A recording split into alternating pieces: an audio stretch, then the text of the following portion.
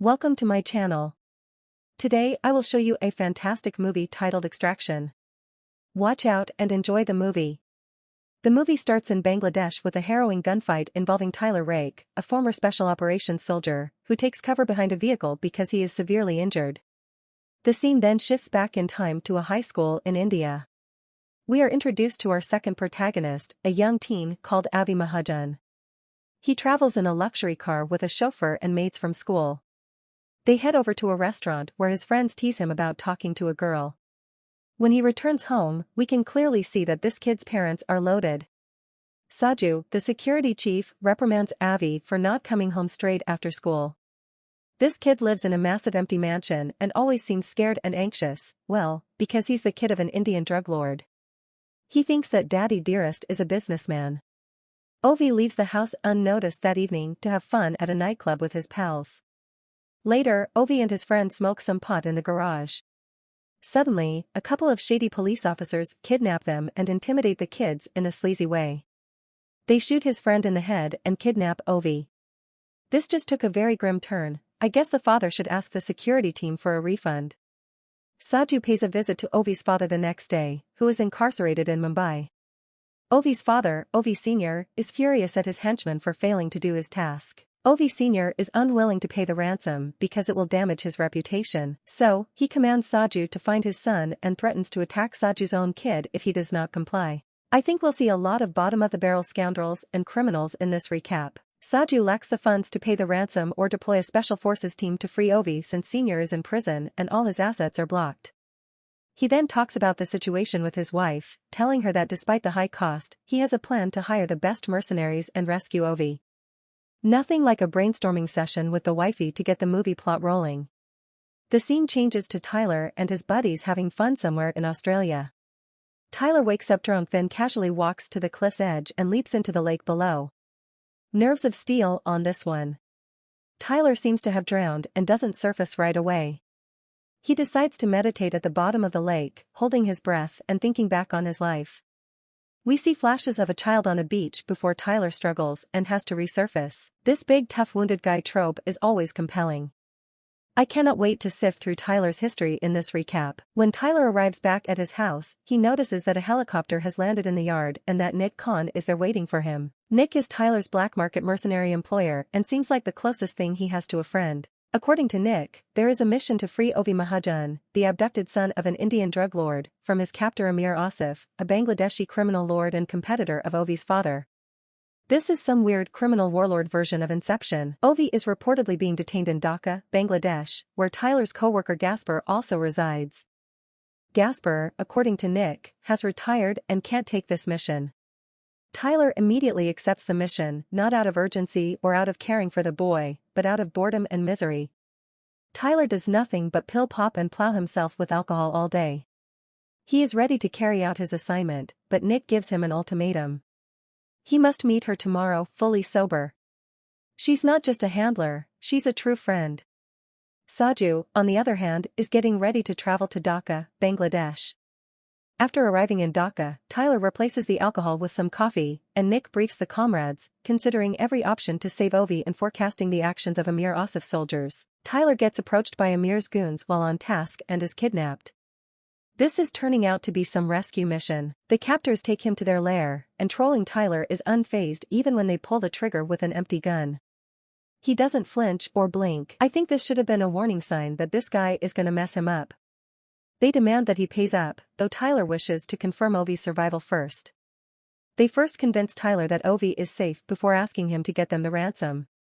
As he is escorted out, one of Tyler's buddies snipes many kidnappers, allowing Tyler to escape and annihilate the rest of them in one hell of a fight scene.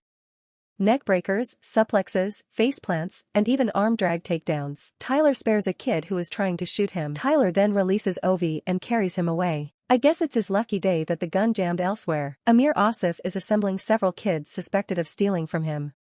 One of the kids is even thrown off the building's roof, albeit he has yet to be found guilty. Amir then orders Farhad, a teenager, to amputate 2 of his fingers because he had been discovered stealing. Ouch.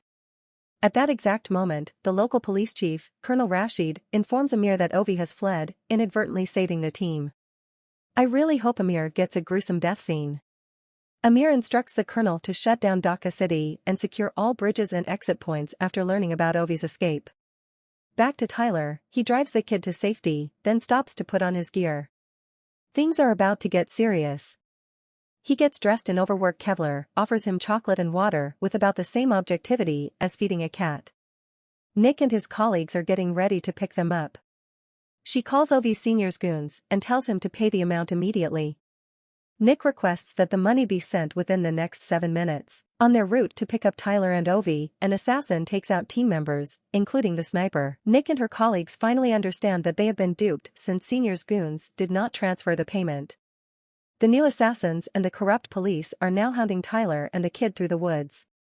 Saju, it turns out, was the individual who attacked Tyler's teammates. He was obliged to do so since they lacked the finances to pay Tyler and his crew. Saju takes out Tyler's friends and opens fire, attempting to murder him to rescue Ovi. Tyler escapes with Ovi using the same car. I am starting to feel that there aren't any genuine good guys in this film. At the same time, Colonel Rashid discovers Tyler and Ovi's whereabouts and instantly rallies his force to track them down.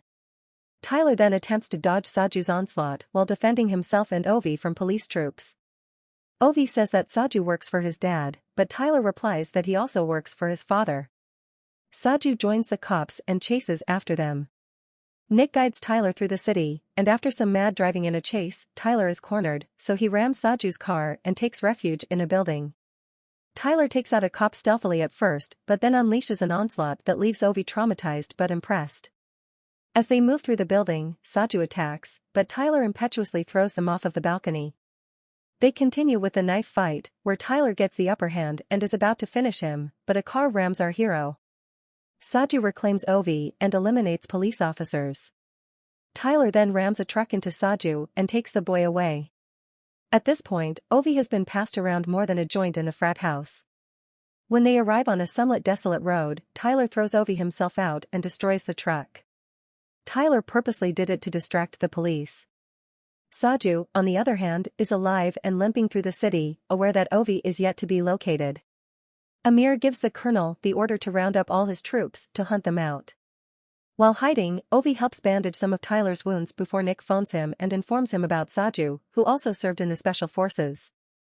Nick says there is a helicopter waiting to pick him up 4 kilometers from the city. She instructs him to leave Ovi behind since no one is getting paid.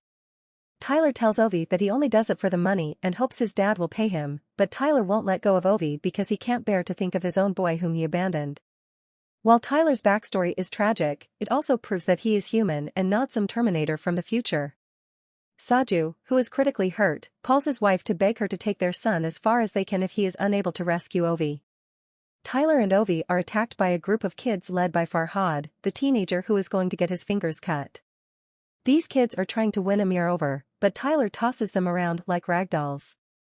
Fortunately, he still feels sentimental after his one-on-one with Ovi, so he just knocks them out instead of killing them.